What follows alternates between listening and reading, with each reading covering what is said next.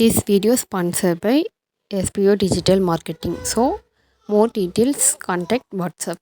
Skip பண்ணாதீங்க. பெரிய தப்பு. தினம் 300 ரூபாய் சம்பாதிக்க அரிய வாய்ப்பு. இன்ஸ்டாகிராம், ஃபேஸ்புக் பயன்படுத்த தெரிந்தால் போதும் content post and content publishing மூலமா தினம் 300 ரூபாய் சம்பாதிக்கலாம். இந்த வேலை செய்ய 5 நிமிடம் போதும். Work training support, group communication support, all language customer live chat support, முக்கியமா சொந்தமா ஒரு பிசினஸ் ஸ்டார்ட் பண்ற அளவுக்கு உங்களால கற்றுக்கொள்ளவும் முடியும், சம்பாதிக்கவும் முடியும். இந்த வேலை வாய்ப்பு வழங்குவது 5 வருடத்திற்கு மேல ரன் ஆகிட்டு இருக்க நம்ம தமிழ்நாட்டு company school of business organisation private limited. மேலும் விவரங்களுக்கு டிஸ்கிரிப்ஷன்ல கொடுத்திருக்க நம்பருக்கு வாட்ஸ்அப் பண்ணுங்க.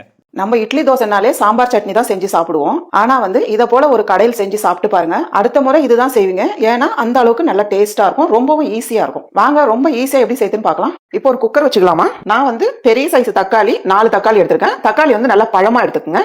அந்த அடிப்பாகத்தை கட் பண்ணிட்டு இதை போல நல்லா கட் பண்ணி எடுத்துக்கோங்க. இப்போ இந்த தக்காளி சேர்த்தலாம்.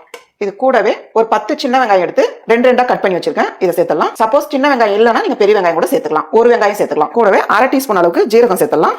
1/4 டீஸ்பூன் அளவுக்கு மஞ்சத்தூள் சேர்த்துலாம். கூடவே 4 பச்சை மிளகா மீடியமான சைஸ்ல எடுத்துருக்கேன். உங்களுக்கு காரம் கம்மியா தேவைன்னா நீங்க 3 பச்சை மிளகா இல்ல 2 பச்சை மிளகா கூட எடுத்துக்கலாம். ஒரு 7 பல்லுக்கு பூண்டு சேர்த்துலாம்.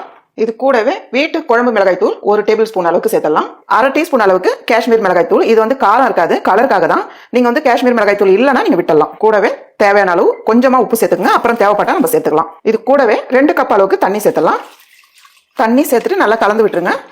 குக்கர் மூடி வச்சு மூடிட்டு மீடியமான தீயில 2 விசில் விட்டா போதும், நல்லா வெந்துரும். பாருங்க 2 விசில் விட்டுருக்கேன். இப்ப பார்க்கலாம். தக்காளி நல்லா மசிஞ்சிச்சு பாருங்க. இப்போ நம்ம வீட்டுல மத்து இருந்தா நல்லா கடைஞ்சி எடுத்துக்கோங்க. இல்லைன்னா இதை போல மசியல் இருந்தா கூட நீங்க இதை வச்சு நல்லா கடைஞ்சி எடுத்துக்கலாம். தக்காளி ரொம்ப ஈஸியா மசிஞ்சிடும். ஏன்னா குக்கர்லயே நல்லா வெந்துடுச்சு. பாருங்க இந்த அளவுக்கு நல்லா மசிச்சு எடுத்துக்கோங்க. நம்ம சேர்த்திருக்க தண்ணி அப்படி இருக்கு பாருங்க. இது ஒரு பக்கமா அப்படியே இருக்கட்டும். இப்போ ஒரு கடாய் வச்சுக்கலாம். கடாய் சூடானதும் 1 டேபிள் ஸ்பூன் அளவுக்கு எண்ணெய் சேர்த்தலாம். 1/2 டீஸ்பூன் அளவுக்கு கடுகு உளுந்தம் பருப்பு சேர்த்துடலாம். கடுகு வெடிக்கும் போது ஒரு 5 சிட்டிக்கு அளவு பெருங்காயம் சேர்த்தலாம். கூடவே ஒரு 6 சின்ன வெங்காயம் நீளமா கட் பண்ணி வச்சிருக்கேன். இதையும் சேர்த்தலாம். வெங்காயம் சேர்த்து ஓரளவுக்கு நல்லா வதக்கிடுங்க. கூடவே கொஞ்சமா கருவேப்பிலை. பாருங்க வெங்காயம் இந்த அளவுக்கு நல்லா வதங்கிடணும்.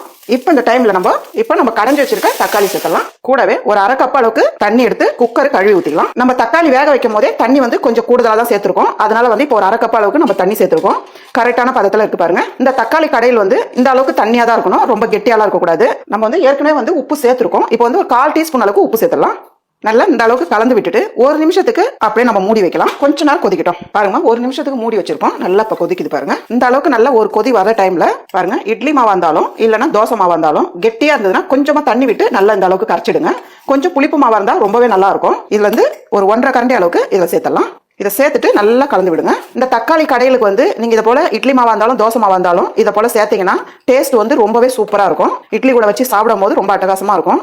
தோசை மாவு சேர்த்து இந்த அளவுக்கு நல்லா கலந்துட்டு இது கூடவே கொஞ்சமா வெல்லம் சேர்த்துக்குங்க.